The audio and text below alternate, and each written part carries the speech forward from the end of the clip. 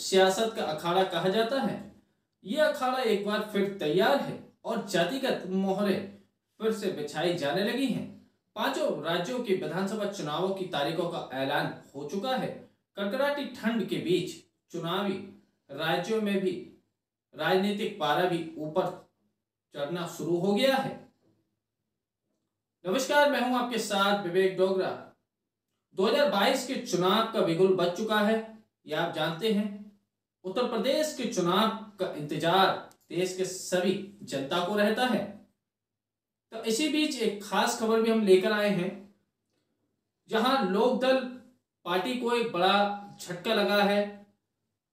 विगत दिनों पहले हमारे संवाददाता अफसार उलक ने मुरादनगर के राष्ट्रीय लोकदल पार्टी से कद्दावर नेता अयूब इदरीसी का इंटरव्यू हुआ था।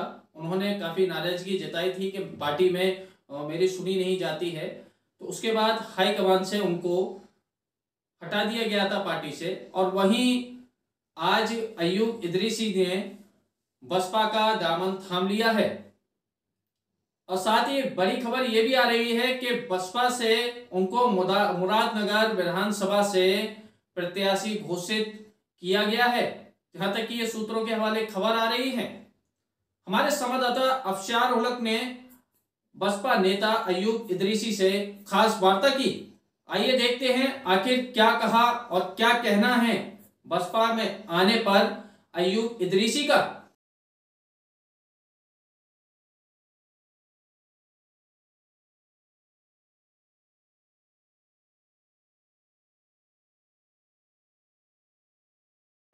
नमस्कार, आदाब। मैं आपका स्वागत करता हूं प्राइम 18 न्यूज़ चैनल पे और लगातार आपको बताते भी रहे हैं कि किस तरीके से विधानसभा चुनाव में कैसी सरगर्मी चल रही है। लेकिन हमारी नज़र सबसे ज़्यादा गाजियाबाद विधानसभा सीटों पर है।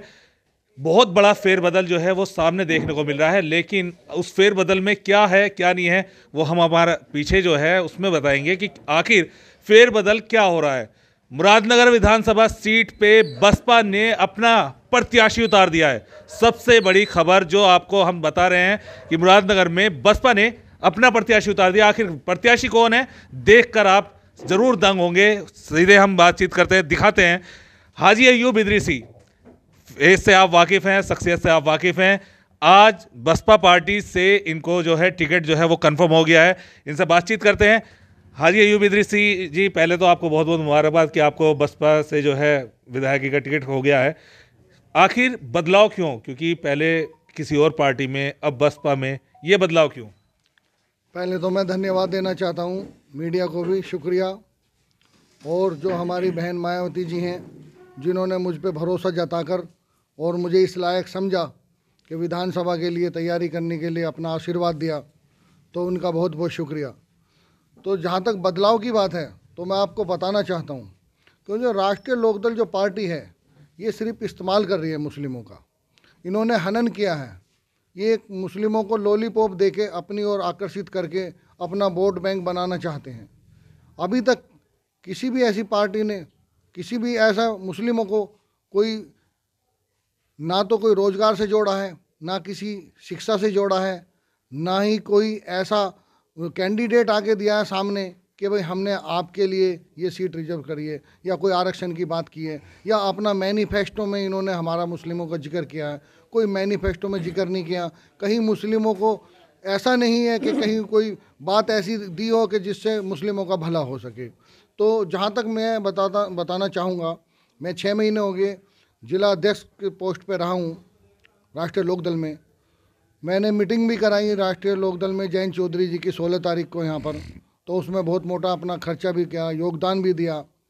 एक दिन समीक्षा बैठक में कार्यालय पे मीटिंग थी गाजियाबाद, वहाँ पर जिला अध्यक्ष जी बैठे हुए थे। मैं भी जाकर उनके बराबर में बैठ गया। जिला अध्यक्ष जी ने मुझे उठा के कहा कि आप सामने बैठिए इदरीसी जी। तो मेरे साथ जो मुस्लिम समाज के लोग गए हुए थे, जो मुरादनगर के थे, अन्य गाँव के थे, लोनी के थे, उनको बहुत बुरा लगा। बुरा हमें भी लगा, लेकिन हमने कहा चलो वरिष्ठ आदमी हैं, तो लोगों की भावनाएं बदली।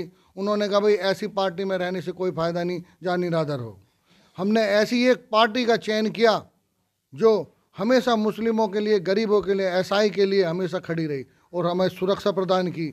हमें भविष्य में हमारे काफ़ी एमएलए भी उतारे और मुस्लिमों के लिए काम किया है, मुस्लिमों को नौकरी भी दी है। तो इस तरीके से हमने बदलाव लाए और हमें अपना भविष्य वो बसपा में सुरक्षित लगा। और हमारे मुस्लिम भाइयों का भी अगर देखा जाए कहीं ना कहीं तो बीएसपी से अलावा और कहीं भविष्य सुरक्षित नहीं है। चलिए, ये तो आपने बहुत बड़ी बात कही है। मैं एक बार दिखाना चाहूँगा, इस वक्त मेरे पीछे जो है मुबारकबाद देने वाले इनके शुभचिंतक हैं जो इनके साथ आए हुए हैं, कुछ कार्यकर्ता भी हैं जो इनके साथ जुड़े हैं, और काफ़ी यहाँ के नगर के उपाध्यक्ष वगैरह और अध्यक्ष वगैरह ये सब लोग भी यहाँ पे मौजूद हैं। अयूब इदरीसी जी, मेरा सवाल ये है दूसरा कि अब बसपा पार्टी क्यों, बसपा पार्टी ही क्यों? देखिए, आपका बहुत अच्छा क्वेश्चन है, बसपा पार्टी क्यों। मैं समझता हूँ बसपा पार्टी के अलावा हमें कहीं जाना वो बहुत ही गलत है, अन्याय है। मैं समझता हूँ बसपा पार्टी जो है वो मुस्लिमों के हित के लिए लड़ती है, मुस्लिमों के लिए काम करती है, मुस्लिमों के लिए यूनिवर्सिटी खोली है, मुस्लिमों के लिए रोजगार दिया है, और मुस्लिम ही नहीं हर कम्युनिटी के लिए, हर वर्ग के लिए हमेशा बसपा पार्टी ही सामने आई है। बसपा पार्टी का आप देखिए उनके कार्यकाल की योजनाएं, ऐसी किसी में कार्यकाल की योजनाएं नहीं है। और दूसरा, उनके कार्यकाल में लॉ एंड ऑर्डर इतना सख्त रहा कि किसी दलित को, किसी मुस्लिम को कभी प्रशासन ने या किसी गुंडे बदमाश ने सताया नहीं है। आज देखिए हमारे पे तरह तरह के मुकदमे लगाए जा रहे हैं, मुस्लिमों पे ऐसे ऐसे मुकदमे लगा दिए जो कि धाराएं उन पर नहीं लगानी थी और वो जेल में बंद पड़े हैं।